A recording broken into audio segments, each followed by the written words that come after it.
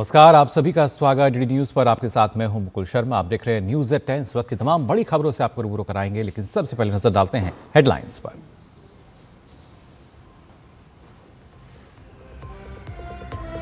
Spain के विदेश मंत्री जॉस मैनुएल पेरेज का 2 दिवसीय भारत दौरा। राष्ट्रपति द्रौपदी मुर्मू और विदेश मंत्री डॉक्टर एस जयशंकर से करेंगे मुलाकात।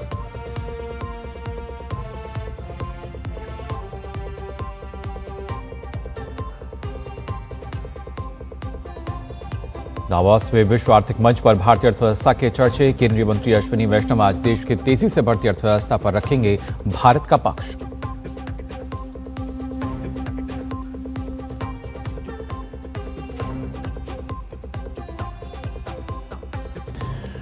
नई दिल्ली में आज से भारत अंतर्राष्ट्रीय लोकतंत्र और निर्वाचन प्रबंधन सम्मेलन। 70 से अधिक देश के लगभग 100 प्रतिनिधि हो रहे हैं शामिल। चुनाव प्रबंधन और नवाचारों पर होगी चर्चा।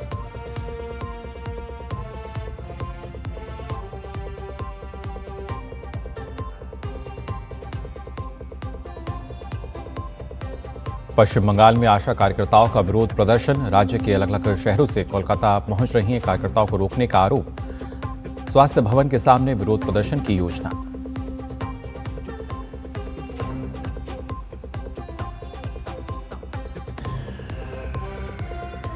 और न्यूजीलैंड के खिलाफ 5 मैच की T20 सीरीज का आगाज आज से। पहला मुकाबला नागपुर में। वर्ल्ड कप से पहले सूर्य कुमार यादव की अगुवाई में टीम की बड़ी अग्नि परीक्षा।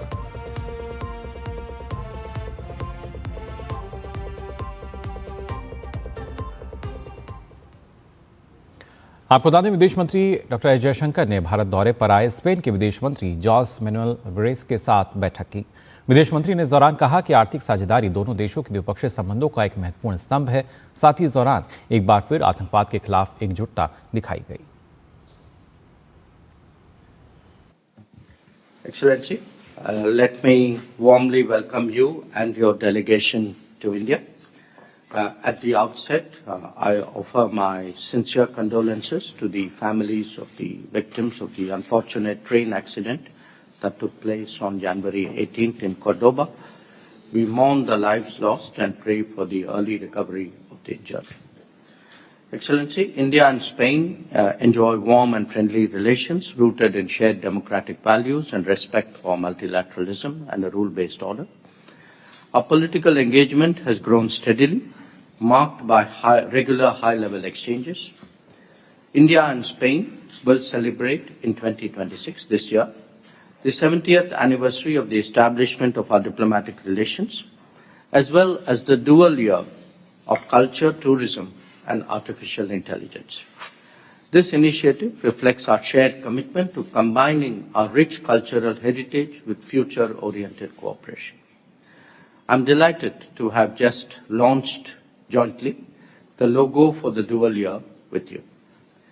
The logo has been selected from over 1,900 entries received through an open competition. I would like to congratulate the teams for the effort and thank all the participants. Excellency, India is hosting the AI Impact Summit next month.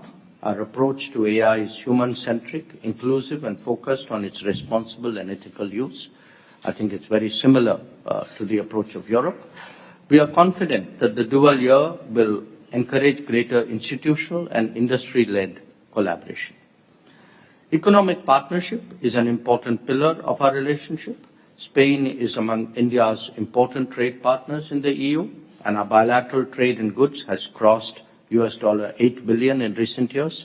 Spanish companies have a significant presence in India, particularly in infrastructure, renewable energy, urban mobility, engineering, water management, and smart cities. Indian companies are also active in Spain in IT, pharmaceuticals, and automotive components. We see considerable potential to further deepen this business cooperation. Airbus Tata C295, a final assembly line in Vadodara, was jointly inaugurated by our leaders in October 2024. We are expecting the first made-in-India C295 aircraft to roll out of the factory before September this year. It reflects the growing depth of our defense industrial collaboration and our commitment to build resilient manufacturing capabilities. Minister, our partnership is enriched by strong cultural ties, the popularity of yoga, Ayurveda and Indian culture in Spain and the growing interest in Spanish language and culture in India reflect the deep people-to-people connect between our societies. Tourism is also an important and growing pillar of our partnership. People-to-people links serve as a living bridge between India and Spain. We are committed to facilitating greater mobility, education exchanges, and institutional partnerships. Excellency, the world order is clearly undergoing a profound change. It is more imperative than ever before for nations to collaborate on shared challenges. This is particularly the case with respect to combating terrorism, where both India and Spain have been victims. The world must display zero tolerance towards terrorism. I look forward to our discussions today, and I'm confident that we will further strengthen our partnership. I now request you to make your opening remarks.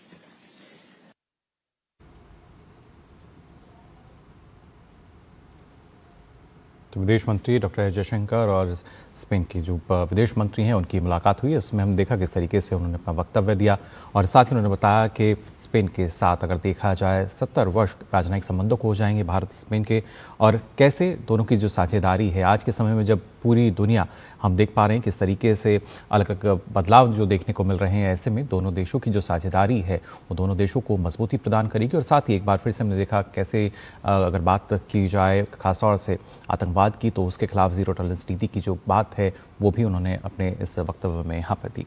अब आइए आगे बढ़ते हैं। आपको बता दें Switzerland के Davos में विश्व आर्थिक मंच का वार्षिक सम्मेलन चल रहा है। आज इसका तीसरा दिन है। आज भी यहाँ कई अहम विषयों पर चर्चा होगी। आज क्या भारत विश्व की तीसरी सबसे बड़ी अर्थव्यवस्था बन सकता है, इस विषय पर एक महत्वपूर्ण चर्चा होगी। इस चर्चा में इलेक्ट्रॉनिक्स और सूचना प्रौद्योगिकी मंत्री अश्विनी वैष्णव शामिल होंगे। साथ ही पैनल में कई अंतर्राष्ट्रीय कंपनियों के प्रतिनिधि भी शामिल होंगे। पैनल में भारत की आर्थिक वृद्धि, वैश्विक व्यापार में भूमिका, निवेश संभावनाएं, तकनीक और डिजिटल अर्थव्यवस्था के योगदान पर चर्चा की जाएगी। इससे पहले कल केंद्रीय मंत्री अश्विनी वैष्णव ने दावोस में वर्ल्ड इकोनॉमिक फोरम में एआई और अर्थव्यवस्था पर पैनल चर्चा में हिस्सा लिया। इसके बाद केंद्रीय मंत्री ने मीडिया से बातचीत में भारत की स्थिर नीतियों और स्पष्ट सोच की सराहना की। उन्होंने कहा कि भारत को दुनिया भर के नेताओं द्वारा एक बड़ा पार्टनर, सह डेवलपर और सह निर्माता के रूप में देखा जा रहा है। इसके अलावा उन्होंने एआई के गलत उपयोग की चिंता जताते हुए कहा कि अधिकांश देश और टेक कंपनियां एआई मॉडल में सुरक्षा उपायों पर विचार कर रही हैं।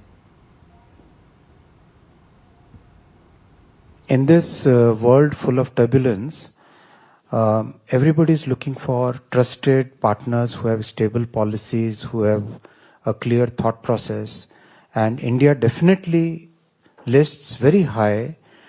Any geography you meet the leader from any country, they consider India as a major, as a partner, as an economy, as a co-developer, as a co-creator, as a country which can be relied upon. That's the thought process, that's the feeling we got from interactions. And regarding AI regulation, yes, there is a serious concern about the way AI can be misused.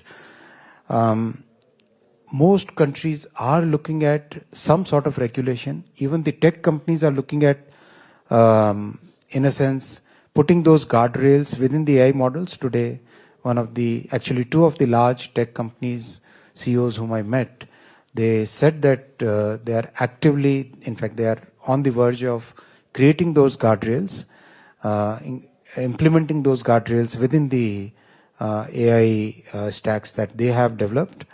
And that's very significant because the society at large is getting disturbed by some of the things which few of the models are creating. The format of Davos is a format where we generally do panels and bilaterals. The trade meetings which happen, they happen as per the countries, their own schedules and their own negotiations. We are deeply engaged with all the major economies on practically all fronts at this point of time. So, and this is not the forum in which we meet delegation to delegation. Davos में इसी मंच से यूरोपीय संघ के अध्यक्ष Ursula von der Leyen का एक बड़ा बयान सामने आया है। उन्होंने भारत और यूरोपीय संघ के बीच होने वाले फ्री ट्रेड एग्रीमेंट यानी एफटीए को मदर ऑफ ऑल डील्स करार दिया। ये समझौता न केवल आर्थिक बल्कि रणनीतिक रूप से भी अहम माना जा रहा है।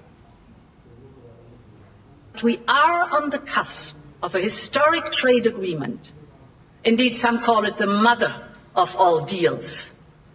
One that would create a market of 2 billion people, accounting for almost a quarter of global GDP.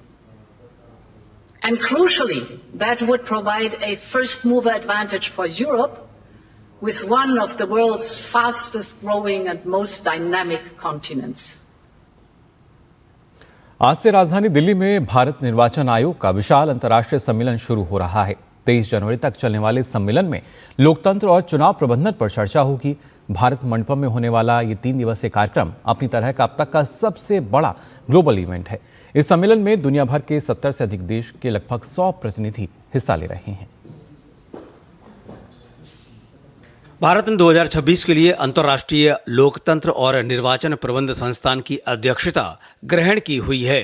Bharat के चुनाव आयोग की ओर से 21 से 23 जनवरी के बीच 3 दिनों तक चुनाव प्रबंधन और लोकतंत्र के क्षेत्र में भारत द्वारा आयोजित अब तक का सबसे बड़ा वैश्विक सम्मेलन आयोजित किया जा रहा है। 45 election management bodies have confirmed, but overall our participation will include many foreign missions. So we expect around 40 other foreign missions, to join. So in all, about 85 countries will participate in the international conference. And through different programs, like we said, plenary sessions, we said thematic session, these election management bodies will also have bilateral meetings, exchanging and exploring possibility. Bharat Mandapam में होने वाले इस कार्यक्रम के दौरान 70 से अधिक देशों के लगभग 100 प्रतिनिधि हिस्सा लेंगे और करीब 42 चुनाव प्रबंधन संबंधी संस्थान भी भाग लेंगे।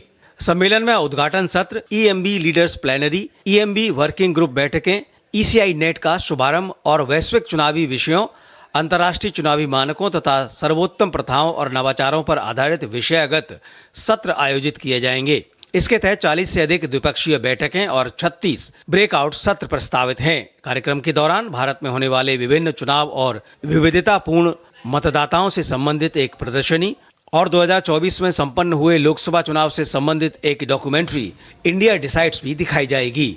Rishi Kumar, DD news, Delhi. भारत अंतर्राष्ट्रीय लोकतंत्र व चुनाव प्रबंधन सम्मेलन में क्या खास है, आइए ये आपको हम बता देते हैं ग्राफिक के माध्यम से। इस सम्मेलन की जो शुरुआत है वो आज से होने जा रही है और आज से शुरू होकर ये सम्मेलन जो है 23 जनवरी तक ये चलेगा। आपको बता दें, नई दिल्ली के भारत मंडपम में इस दौरान अलग अलग जो कार्यक्रम हैं वो आयोजित किए जाएंगे और इन कार्यक्रमों में अगर भागीदारी की बात की जाए तो करीब 70 देशों के जो प्रतिनिधि हैं वो चुनाव पर मंथन करेंगे। साथ ही आपको बता दें, इस दौरान 40 से अधिक द्विपक्षीय बैठक और 36 सत्र आयोजित किए जाएंगे। इस सम्मेलन की मेजबानी भारत निर्वाचन आयोग कर रहा है। साथ ही वैश्विक चुनावी नवाचारों पर इस दौरान अहम चर्चा की जाएगी। तमाम जो सत्र आयोजित हो रहे हैं, जो बैठक होंगी और कहीं ना कहीं अगर देखा जाए तो भारत वैश्विक लोकतंत्र का केंद्र बनता हुआ यहाँ हमें नजर आएगा। चुनाव प्रबंधन निकायों के बीच विचार विमर्श होगा कि क्या कुछ और बेहतर जो है वो किया जा सकता है। इसके साथ ही सर्वोत्तम चुनावी प्रथाओं पर भी संवाद यहाँ होगा। वहीं अंतर्राष्ट्रीय संगठनों के जो प्रतिनिधि हैं वो इसमें शामिल हो रहे हैं। 70 देश के अलग अलग प्रतिनिधि जो हैं वो इसमें हिस्सा लेंगे। भारत में विदेशी मिशनों के प्रतिनिधि इस सम्मेलन का हिस्सा बन रहे हैं। साथ ही चुनावी क्षेत्र के अकादमिक और व्यवहारिक विशेषज्ञ भी इन चर्चाओं में शामिल होंगे। अलग अलग जो सत्र आयोजित किए जाएंगे, खासतौर से 4 IIT और 6 IIM समेत कई प्रमुख शैक्षणिक संस्थानों की जो भागीदारी है वो इस सम्मेलन में रहेगी। चुनाव संबंधी सूचनाओं और सेवाओं के लिए डिजिटल प्लेटफॉर्म का शुभारंभ भी इस दौरान देखने को मिलेगा। वहीं भारत में चुनाव कराने की व्यापकता और जटिलता पर एक प्रदर्शनी का आयोजन भी यहाँ पर किया गया है। तो आज इस सम्मेलन की जो शुरुआत है होने जा रही है और आपको बता दें 23 जनवरी तक ये सम्मेलन आयोजित होगा। खबरों में आगे बढ़ते हैं। आपको बता दें, गृह एवं सहकारिता मंत्री अमित शाह आज से उत्तराखंड के 2 दिवसीय दौरे पर रहेंगे। इस दौरान वो हरिद्वार और ऋषिकेश में आयोजित कई महत्वपूर्ण धार्मिक और सामाजिक कार्यक्रमों में भाग लेंगे। उनके इस दौरे को राज्य के लिए खास माना जा रहा है क्योंकि इसमें स्वास्थ्य, आध्यात्म और सांस्कृतिक विरासत से जुड़े कार्यक्रम शामिल हैं। गृह मंत्री आज स्वर्गाश्रम स्थित गीता भवन पहुंचेंगे, जहां गीता प्रेस द्वारा प्रकाशित मासिक पत्रिका कल्याण के शताब्दी अंक के विमोचन समारोह को वो संबोधित करेंगे। वहीं 22 जनवरी को अमित शाह हरिद्वार पहुंचेंगे। यहां वे पतंजलि योगपीठ स्थित महर्षि दयानंद ग्राम में Patanjali emergency and critical care hospital का उद्घाटन करेंगे। इसके बाद वह हरिद्वार स्थित गायत्री तीर्थ शांति कुंज पहुंचेंगे, जहां वह अखंड ज्योति के दर्शन करेंगे और गायत्री परिवार के सदस्यों के साथ मुलाकात करेंगे। इसके बाद गृह मंत्री बैरागी द्वीप हरिद्वार में आयोजित एक बड़े कार्यक्रम में भी शामिल होंगे। बीजेपी ने आने वाले समय में विभिन्न राज्यों में होने वाले विधानसभा और निकाय चुनावों के लिए तैयारियां शुरू कर दी हैं। बीजेपी के नवनियुक्त राष्ट्रीय अध्यक्ष नितिन नवीन ने कई बड़े नामों को अहम जिम्मेदारियां सौंपी हैं। बीजेपी अध्यक्ष ने केरल विधानसभा, बेंगलुरु महानगर निगम चुनाव, तेलंगाना निकाय चुनाव और चंडीगढ़ मेयर चुनाव के लिए प्रभारियों और सह प्रभारियों की नियुक्ति की है। केरल के लिए राष्ट्रीय महासचिव विनोद तावड़े को चुनाव प्रभारी और केंद्रीय मंत्री शोभा करंदलाजे को सह चुनाव प्रभारी बनाया गया है। इसी प्रकार ग्रेटर बेंगलुरु महानगर निगम के आगामी चुनाव के लिए भाजपा के पूर्व राष्ट्रीय महासचिव राम माधव को चुनाव प्रभारी तथा राजस्थान प्रदेश भाजपा के पूर्व अध्यक्ष सतीश पुनिया तथा महाराष्ट्र विधानसभा के पार्टी सदस्य संजय उपाध्याय को सह चुनाव प्रभारी बनाया गया है। भाजपा अध्यक्ष ने चंडीगढ़ मेयर के चुनाव के लिए राष्ट्रीय महासचिव विनोद तावड़े को पर्यवेक्षक बनाया है। इसके साथ ही तेलंगाना नगर पालिका और निगम चुनाव के लिए आशीष शेलार को चुनाव प्रभारी बनाया गया है। और बात कर लेते हैं पश्चिम बंगाल की, जहां पर आशा वर्कर्स ने ममता सरकार के खिलाफ मोर्चा खोल दिया है। वे अपने न्यूनतम भत्ते में वृद्धि की मांग को लेकर लगातार प्रदर्शन कर रही हैं। आशा वर्कर्स ने अब स्वास्थ्य भवन के सामने विरोध प्रदर्शन का आह्वान किया है, जिसे देखते हुए बंगाल पुलिस ने स्वास्थ्य भवन के आसपास सुरक्षा कड़ी कर दी है। वहीं इस कड़ी में आज सुबह कोलकाता जा रही आशा कार्यकर्ताओं को कटवा स्टेशन पर पुलिस द्वारा रोका गया। साथ ही राज्य के विभिन्न जिलों में भी आशा वर्कर्स का आरोप है कि पुलिस उन्हें कोलकाता आने से रोक रही है। इस प्रदर्शन के कारण स्वास्थ्य भवन और आसपास के क्षेत्रों में सुरक्षा व्यवस्था बढ़ा दी गई है।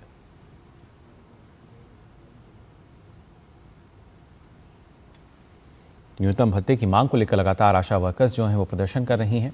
और वहीं अष्टलक्ष्मी की श्रेणी में शामिल और ऐतिहासिक, सांस्कृतिक तथा रणनीतिक दृष्टि से अहम पूर्वोत्तर के 3 राज्यों मेघालय, त्रिपुरा और मणिपुर का आज स्थापना दिवस है। इस अवसर पर राष्ट्रपति द्रौपदी मुर्मू ने सोशल मीडिया प्लेटफॉर्म एक्स पर 3 राज्यों के लोगों को स्थापना दिवस पर दिए गए अपने बधाई संदेश में लिखा, मेघालय, त्रिपुरा और मणिपुर के लोगों को राज्य स्थापना दिवस की हार्दिक बधाई।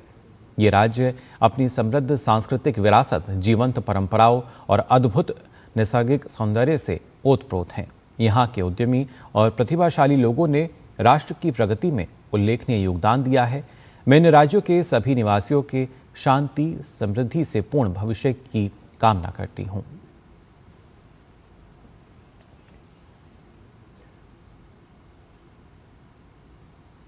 और 3 राज्यों के स्थापना दिवस पर प्रधानमंत्री नरेंद्र मोदी ने भी अपनी शुभकामनाएं दी हैं।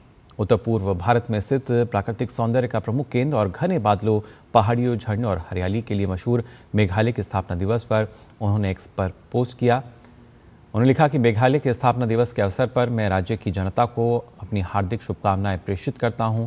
राष्ट्र के विकास में मेघालय के लोगों ने अत्यंत महत्वपूर्ण योगदान दिया है। राज्य की समृद्ध सांस्कृतिक जीवंतता और नैसर्गिक सौंदर्य की सर्वत्र प्रशंसा होती है। मेरी कामना है कि मेघालय भविष्य में विकास के लिए नित नए आयाम स्थापित करता रहे।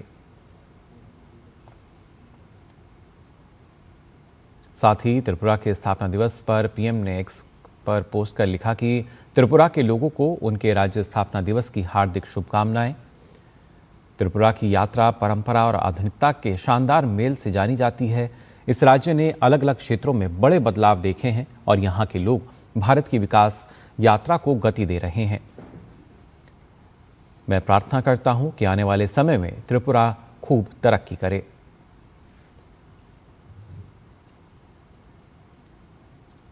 साथ ही प्रधानमंत्री नरेंद्र मोदी ने मणिपुर के स्थापना दिवस के अवसर पर राज्य की जनता को हार्दिक शुभकामनाएं दी।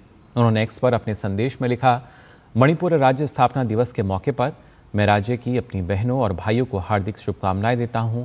मणिपुर के लोग भारत की प्रगति में योगदान दे रहे हैं। खेल, संस्कृति और प्रकृति के प्रति इस राज्य का जुनून तारीफ के काबिल है। आने वाले समय में भी यह राज्य विकास के रास्ते पर आगे बढ़ता रहे।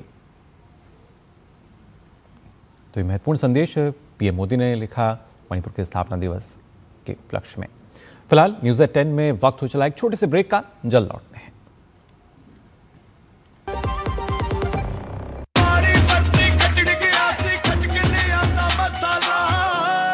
केड़ा मसाला ओए? छोलिए दा या लोबिए दा? पंजाबी छोले दा या पिंडी चने दा? अब छोलिया हो या लोबिया, पंजाबी छोले या पिंडी चने, सब कुछ मजेदार बने। विभाग अनेक, कंप्लेंट बॉक्स 1। किसी भी सरकारी दफ्तर, विभाग या बैंक से जुड़ी शिकायत के लिए pgportal.gov.in पर जाएं, रजिस्टर करें, संबंधित विभाग चुनें, शिकायत दर्ज करें और ट्रैकिंग आईडी नोट करें। एसएमएस या ईमेल पर एक्नॉलेजमेंट पाएं और शिकायत का जवाब सीधे मंत्रालय से प्राप्त करें। अब तक 1 करोड़ 12 लाख से अधिक भारतीयों ने भरोसा जताया। सीपी ग्राम्स, आपकी हर शिकायत का हल। अभी शिकायत दर्ज करें pgportal.gov.in।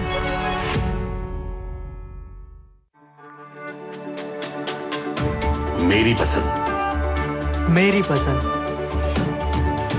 मेरी पसंद, मेरी पसंद, हमारी पसंद। हम सबकी पसंद। मजबूत देश का मजबूत सरिया हो गया स्टील। टिंग टिंग, अम्मा मैसेज। मैं आपके मौसा के चाचा का नाती का पोता, शादी का कार्ड मैसेज में भेजा है, डाउनलोड करिए और आशीर्वाद दीजिए। मैं तो आपको जानती भी नहीं, फिर भी शादी का कार्ड खोलूं? मैं मूर्ख नहीं हूँ। क्या बात है अम्मा। यूपीआई कहता है अगर कोई अनजान नंबर से फाइल या लिंक भेजे तो क्लिक मत करो और कहो मैं मूर्ख नहीं।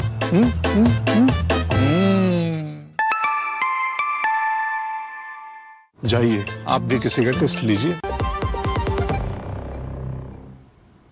ब्रेक के बाद आप सभी का एक बार फिर स्वागत न्यूज़ एट 10 में। अब आइए आगे बढ़ते हैं। प्रधानमंत्री नरेंद्र मोदी ने सत्ता में आने के बाद लंबित परियोजनाओं के काम में तेजी लाने और उन्हें जल्द से जल्द पूरा करने के लिए प्रगति नाम से एक पहल की शुरुआत की। इसका मकसद था प्रोजेक्ट्स में देरी की वजहों का पता लगाकर उसका समाधान निकालना। इस पहल की अब तक 50 बैठकें हो चुकी हैं और 85 लाख करोड़ की 3,300 से ज्यादा परियोजनाओं को जल्द पूरा किया गया है। प्रगति की ये पहल कैसे कमाल कर रही है, इसी पर हम लगातार एक सीरीज चला रहे हैं जिसका नाम है प्रगति एट 50, विकास को गति।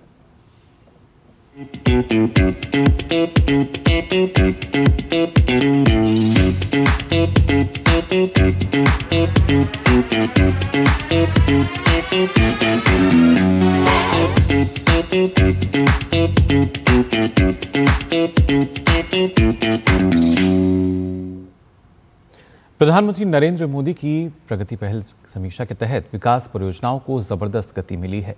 इसका उदाहरण उत्तर प्रदेश भी है, जहां सालों सेट की सड़क परियोजनाएं पूरी हो पाईं। NH-19 और NH-56 का कैसे हुआ प्रगति से विकास, आइए देखते हैं इस रिपोर्ट में।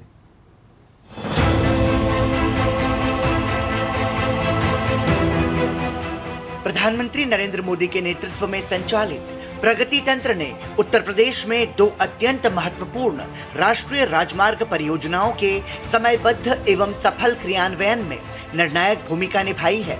चकेरी इलाहाबाद 6 लेन यानी NH-19 और लखनऊ सुल्तानपुर 4 लेन यानी NH-56 परियोजनाएं राज्य की आर्थिक, औद्योगिक और सामाजिक कनेक्टिविटी को सशक्त करने वाली रीढ़ के रूप में उभरी हैं। चकेरी से इलाहाबाद तक 145 किलोमीटर लंबा 6 lane corridor Delhi Kolkata golden quadrilateral का अहम हिस्सा है। वहीं 127 किलोमीटर लंबा लखनऊ सुल्तानपुर 4 लेन मार्ग मध्य एवं पूर्वी उत्तर प्रदेश को राजधानी लखनऊ से प्रभावी रूप से जोड़ता है। इन दोनों परियोजनाओं का उद्देश्य यात्रा समय में कमी, वाहन परिचालन लागत घटाना, सड़क सुरक्षा बढ़ाना और क्षेत्रीय विकास को गति देना था। हमारा चकेरी से प्रयागराज का जो हमारा सेक्शन है वो भी कंप्लीट हो चुका है, तो इससे कानपुर शहर से जो आवागमन है वो बहुत ही सुगम हो गया है, क्योंकि कानपुर और प्रयागराज का बड़ा आपसी संबंध है और अनेक धार्मिक कारणों से, अन्य कारणों से, माननीय उच्च न्यायालय के वहां होने के कारण जनता को इसमें बहुत अधिक सुविधा मिली है NHAI के इन प्रयासों से।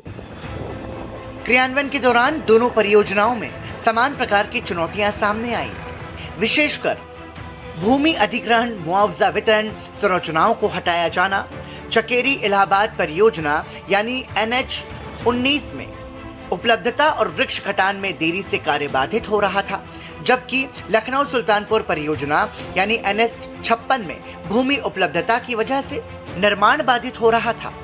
इन चुनौतियों को देखते हुए वर्ष 2018 और 2019 में दोनों परियोजनाओं की समीक्षा प्रधानमंत्री द्वारा प्रगति मंच पर की गई। समीक्षा बैठकों में उत्तर प्रदेश सरकार को स्पष्ट और समयबद्ध निर्देश दिए गए कि शेष भूमि का शीघ्र अधिग्रहण कर मुआवजा तुरंत वितरित किया जाए, लंबित संरचनाएं हटाई जाएं और वृक्ष कटान कार्य को प्राथमिकता पर पूरा किया जाए। साथ ही सड़क परिवहन एवं राजमार्ग मंत्रालय को राज्य सरकार के साथ समन्वय कर निर्माण की गति बनाए रखने और कड़ी निगरानी सुनिश्चित करने के निर्देश दिए गए। 53 किलोमीटर जो अमेठी में इसका भाग पड़ रहा था, वो लगभग 1 साल की समय सीमा के अंतर्गत इसको पूरा कर लिया गया, जो एक बहुत बड़ा अचीवमेंट था। इसमें जो 53 किलोमीटर का पैच था, उसमें बहुत सारे वृक्ष भी आ रहे थे, कुछ निर्माण भी थे, जिनको समय सीमा में हटा के प्रशासन के द्वारा निर्माण एजेंसी को दिया गया, जिससे निर्माण एजेंसी ने सुगमता पूर्वक कार्य किया। प्रगति के हस्तक्षेप के बाद जिला प्रशासन और राज्य मशीनरी ने मिशन मोड में कार्य किया। लंबित भूमि अधिग्रहण पूरा हुआ, मुआवजा वितरण तेज हुआ, वन संबंधी बाधाएं दूर की गईं और ठेकेदारों को निर्बाध कार्यस्थल उपलब्ध हुआ। इसके परिणाम स्वरूप लखनऊ सुल्तानपुर परियोजना अप्रैल 2019 में और चकेरी इलाहाबाद परियोजना अगस्त 2024 में 100% भौतिक प्रगति के साथ सफलतापूर्वक पूर्ण हुई। आज ये दोनों राजमार्ग परियोजनाएं उत्तर प्रदेश में तेज, सुरक्षित और सुगम परिवहन सुनिश्चित कर रही हैं। कृषि, उद्योग, लॉजिस्टिक्स, व्यापार और रोजगार को बढ़ावा देने के साथ साथ ये परियोजनाएं इस बात का सशक्त प्रमाण है कि प्रगति जैसे उच्च स्तरीय निगरानी तंत्र के माध्यम से जटिल अवसंरचना परियोजनाओं को भी समय पर धरातल पर उतारा जा सकता है।